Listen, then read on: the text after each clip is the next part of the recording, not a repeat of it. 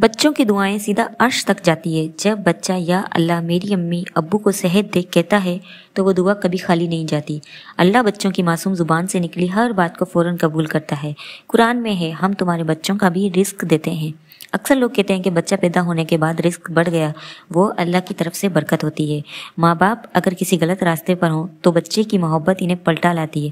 अक्सर वालिदैन कहते हैं हमने अपनी ज़िंदगी संभाली ताकि हमारे बच्चे बेहतर बने। बच्चे घर में रहमत लेकर आते हैं। इनकी हंसी, इनकी शरारतें घर को जन्नत बना देती है। जहाँ बच्चे होते हैं वहाँ फरिश्ते भी नाज़िल होते हैं। अगर बच्चा नेक बन जाए तो वो माँ बाप के लिए मरने के बाद भी सवाब का ज़रिया बन जाता है। ये सबसे बड़ी बरकत है। याद रखें, अल्लाह बच्चों के ज़रिए आपको मौका देता है कि आप इसके करीब आएँ। इनकी तरबियत करके, इनसे मोहब्बत करके आप जन्नत का रास्ता चुन सकते हैं। अस्सलाम वालेकुम, welcome to my channel routine with Hina. कैसी हो मेरी प्यारी सी यूट्यूब फैमिली? अल्हम्दुलिल्लाह मैं बिल्कुल ठीक हूँ और दुआ करती हूँ आप भी ठीक होंगे। आज का टॉपिक है बच्चे के ज़रिए हमारे घरों में बरकत कैसे होती है। तो चलिए घर के काम काज के साथ टॉपिक पर बात करते हैं। टिप्स नंबर 1, दुआ के ज़रिए बरकत। जब बच्चा आपके लिए हाथ उठाकर दुआ करता है ना, तो अल्लाह उस मासूम दिल की दुआ ज़रूर सुनता है। बच्चों की दुआ रद्द नहीं होती और इनकी दुआ से माँ बाप की ज़िंदगी बदल जाती है। टिप्स नंबर 2, नेकी का ज़रिया बनते हैं। अगर आप बच्चों को दीन सिखाते हैं, नमाज, सच्चाई, खिदमत, तो इनके अच्छे अमाल का सवाब आपको भी मिलता रहता है, यानी वो आपका सदका जारिया भी बन जाते हैं। टिप्स नंबर 3, दिल को सुकून देते हैं। बच्चे की मुस्कुराहट, उसकी मासूम बातें दिल का बोझ हल्का कर देती है। यही सुकून भी अल्लाह की तरफ से एक बहुत बड़ी बरकत है। टिप्स नंबर 4, रिस्क में इजाफा। बच्चे की पैदाइश के बाद अक्सर लोग कहते हैं पता नहीं कैसी रिज़्क बढ़ने लगा है, क्योंकि अल्लाह फरमाता है हम हर एक के साथ उसका रिस्क भी अता करते हैं। टिप्स नंबर 5, सब्र और तहम्मुल सिखाते हैं। बच्चों की परवरिश, बच्चों की तरबियत आपको सब्र करना सिखाती है, और जिसको सब्र अता हो जाए उसे समझो बहुत बड़ी नेमत अता हो गई है। टिप्स नंबर 6, मोहब्बत और ताल्लुक़ की ताकत।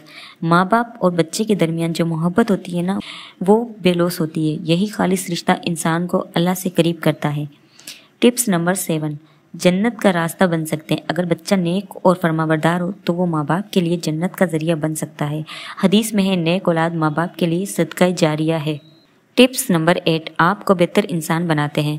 बच्चों की खातिर इंसान खुद को बदलता है, बुरी आदतें छोड़ता है, मेहनत करता है, और यही कोशिशें अल्लाह को पसंद आती है। टिप्स नंबर 9, तरबियत के ज़रिए कौम बनती है। किसी ने सच कहा है, कौमें बंदूकों से नहीं तरबियत से बनती है। और ये तरबियत कहाँ से शुरू होती है? माँ की गोद से, घर के माहौल से, और फिर उस्ताद की निगरानी में परवान चढ़ती है। अगर हम चाहते हैं कि हमारी कौम मजबूत हो, बाअखलाक हो, तरक्की याफ्ता हो, तो हमें सिर्फ बड़ी बड़ी इमारतें, फैक्ट्रियाँ या हथियार बनाने की ज़रूरत नहीं है, बल्कि हमें अच्छे इंसान बनाने की ज़रूरत है। और अच्छे इंसान तभी बनते हैं जब बचपन में इन्हें मोहब्बत, इखलाक, ईमानदारी, खिदमत और सच्चाई की तरबियत दी जाए। माँ अगर बच्चे को सिर्फ खाना खिलाने तक महदूद रहे और बाप सिर्फ रोजी कमाने को अपना फर्ज समझे, तो तरबियत का खला कौन पूरा करेगा?